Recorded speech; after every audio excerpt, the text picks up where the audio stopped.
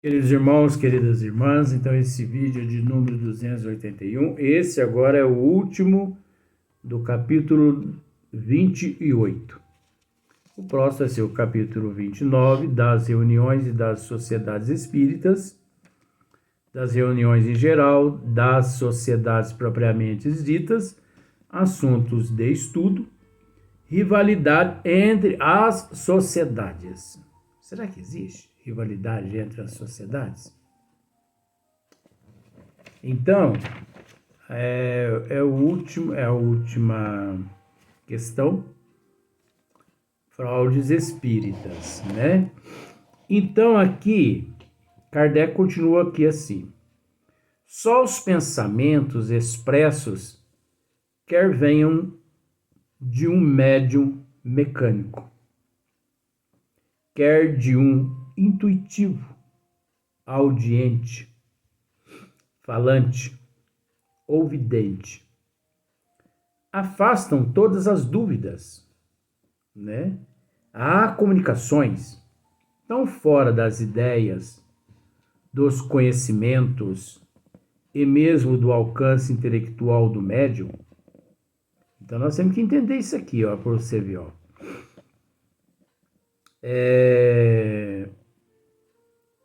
Só os pensamentos expressos, quer venham de um médium mecânico, quer de um intuitivo, audiente, falante ou vidente,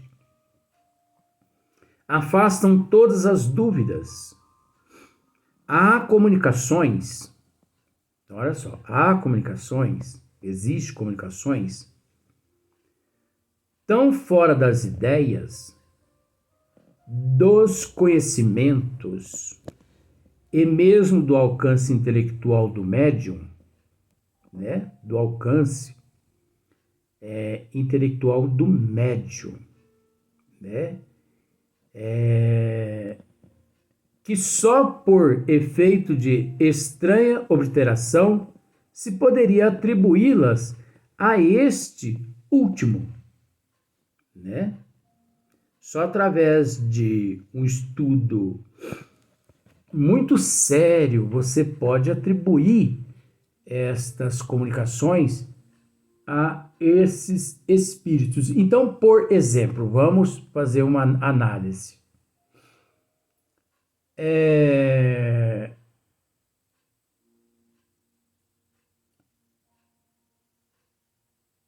Um médium sem cultura, analfabeto, vamos pensar por ali. Ele é um analfabeto porque ele não estudou e pronto. É um médium que não sabe. Não, eu vou jogar nas costas da avó. Coitadinha. Vó, ela não sabia escrever o nome dela. Leontina Luísa de Moraes. Ela não sabia. Mas um grande espírito de outras eras. Só quem a conheceu é que sabe. Mas acontece que na época de vó, que ela trabalhava aqui na Terra, seus dons mediúnicos, ela tinha, na roça onde ela morava, ela tinha centro espírita. E vó era ferrenha. Ela era enérgica com amor. E para você ver como que são as coisas, ela não sabia ler. Você sabe como ela aprendia aqui? Porque ela trazia, né? De vidas passadas. Vamos pensar assim. Ela trouxe de vidas passadas muito conhecimento. Mas no corpo físico aqui necessitava que aquele conhecimento fosse aflorado. Então ela, como não sabia ler, ela pedia às pessoas que lessem para ela. E enquanto as pessoas iam lendo, ela ia ouvindo. Tinha uma audição que, eita! Eu acho que eu puxei um pouco por ela nesse sentido. Não herdei dela não, porque ninguém herda nada, isso não tem nada a ver com genética. Ah, porque ela foi médica, psicográfica, vidência, audição, genética tua, não tem nada a ver. Cada um é cada um tem sua bagagem. Então, mas ela ouvia demais. E depois que a pessoa terminava de ler, se pedido a ela, ela recitava a mensagem lida por aquela pessoa. Tanto que ela era inteligente. No entanto, naquela época, 1950 ou até antes, ela recebia Dr. Bezerra de Menezes, professor Eurípides Barçanufo, que psicografava receitas de homeopatia, remédios homeopáticos, várias receitas através dela, que depois, quando terminava os trabalhos, ela dizia, gente, ó, se alguém aí tem leitura, por favor, leia aqui essas mensagens, porque eu não sei ler. Olha para ver que coisa. Eles escreviam coisas que ela não tinha noção do que eles estavam escrevendo. E as pessoas liam e eram mensagens verídicas, medicamentos que naquela época era só encontrado na cidade de São Paulo. Para ver como que era a veracidade das coisas, como verdadeiras é diferente, né? E muitos outros espíritos se manifestavam através dela. Inclusive, tanto o professor Eurípides quanto o Dr. Bezerra de Menezes trabalhava através dela na condição, ela como médium parteira. Vó, ela trouxe, né, à luz aqui da Terra, como parteira, mais de 2.000 espíritos. Ela realizou mais de 2.000 partos naquela época, como parteira. Olha para ver que interessante. E ela, que não sabia ler o próprio nome dela, e ela não só realizava o parto, como o professor Eurípides ou Bezerra de Menezes prescrevia os medicamentos que a paciente, a partir daquele momento, tinha que fazer uso.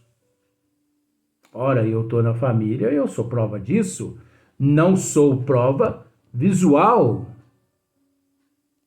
porque naquela época eu praticamente não tinha nem nascido, mas eu sou prova auditiva, de tanto ouvir o meu pai, que me narrava essas histórias, porque meu pai presenciou muito essas situações.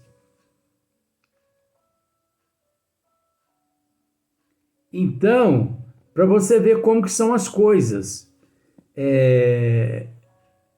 por exemplo, tem médios que são leigos de um assunto. Tem médios que não possuem cultura nenhuma e, de repente, certos espíritos se manifestam através deles, tratando de tudo quanto é assunto que foge ao conhecimento do próprio médium.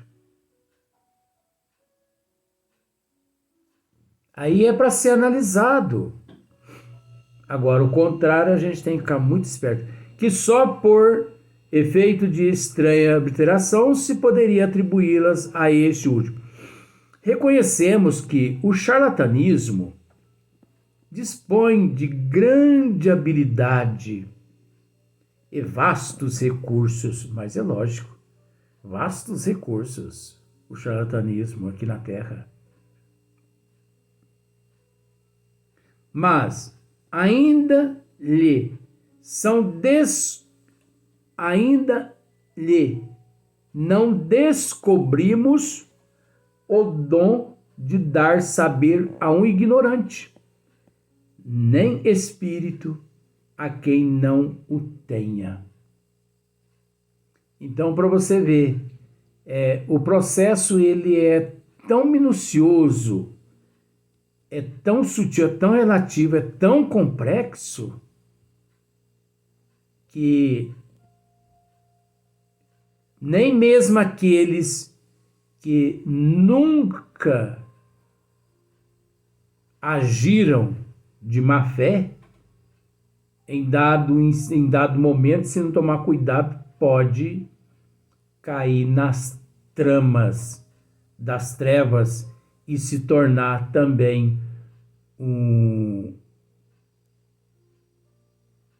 médium interesseiro, esses que cometem fraudes, um charlatão, um mistificador. Então é preciso ficar bastante atento.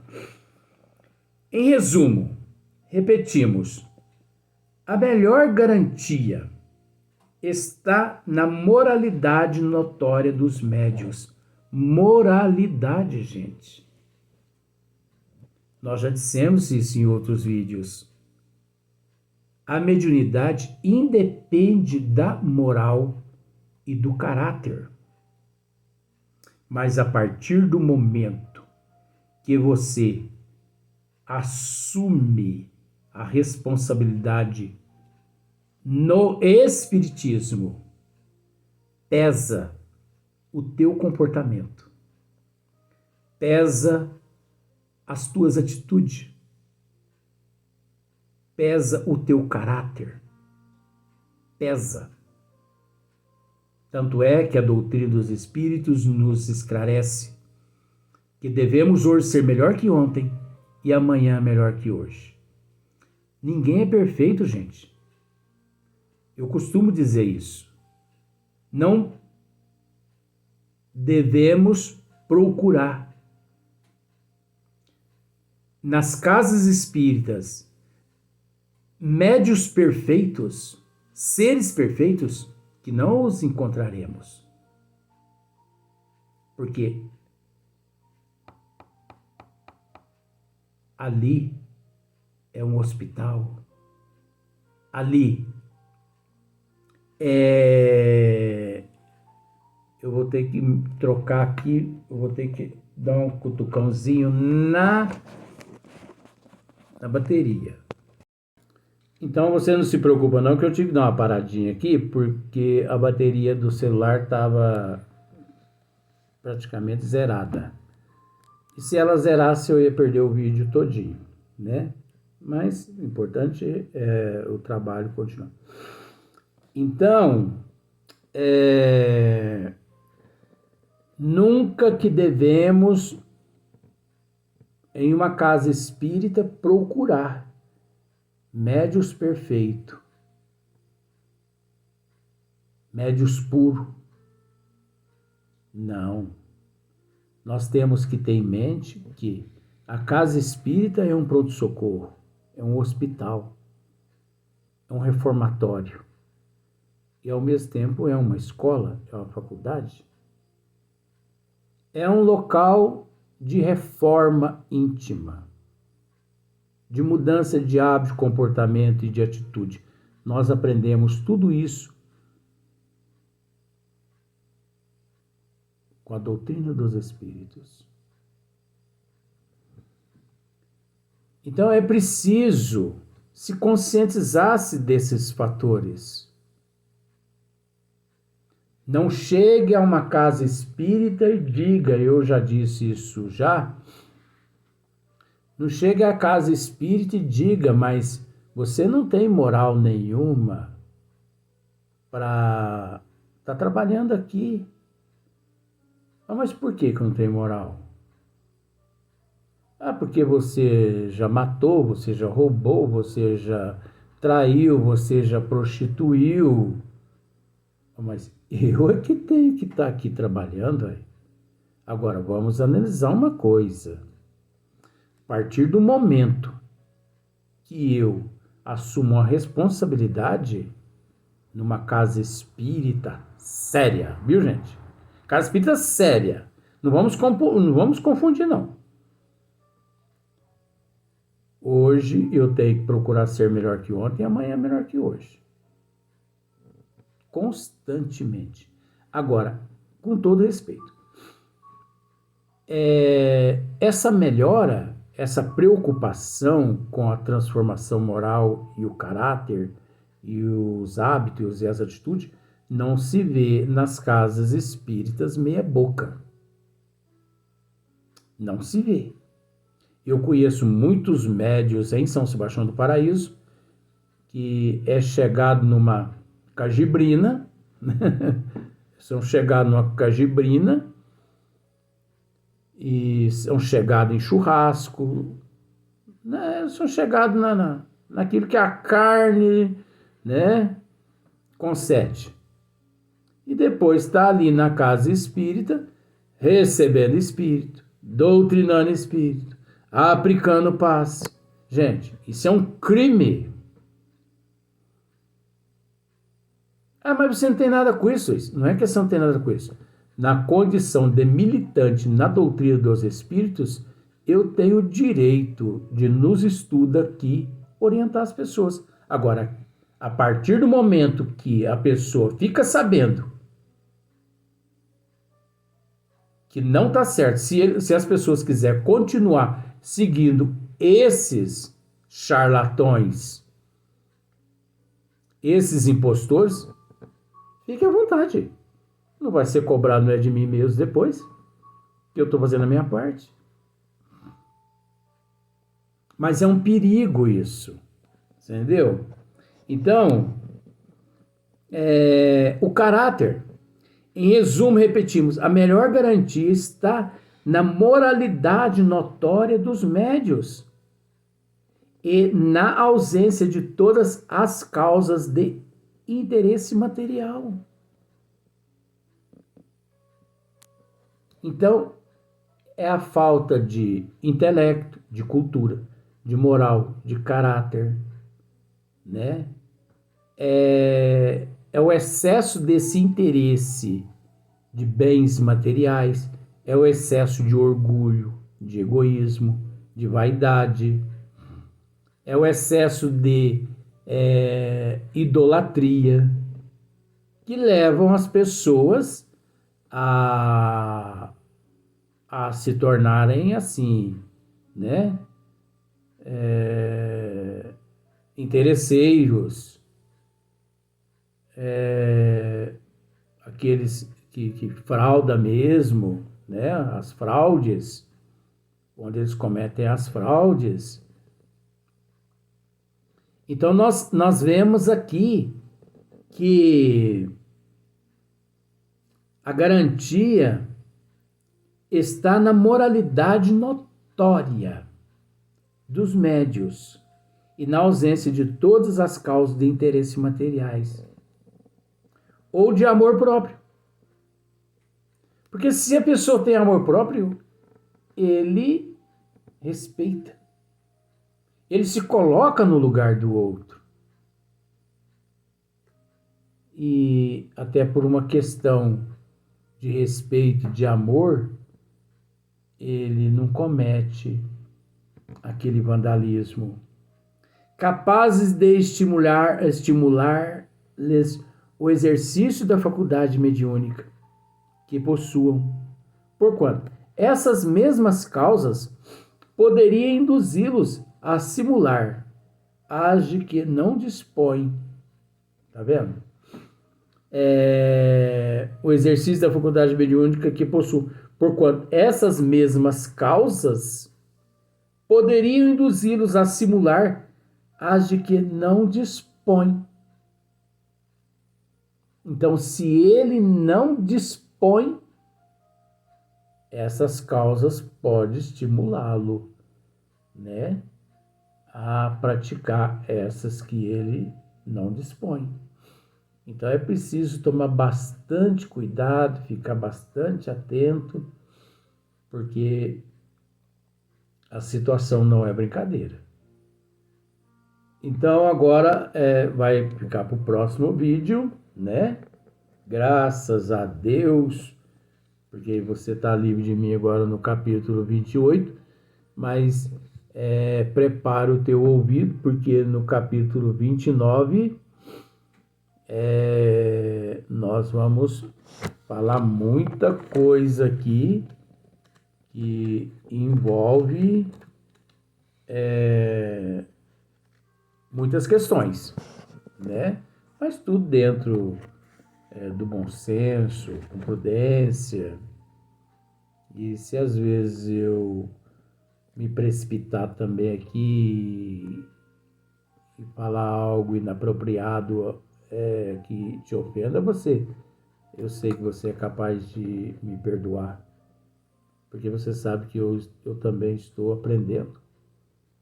E olha que eu preciso aprender muito, porque se tem um aqui que é falho, esse sou eu. Então até o próximo vídeo, no próximo dia.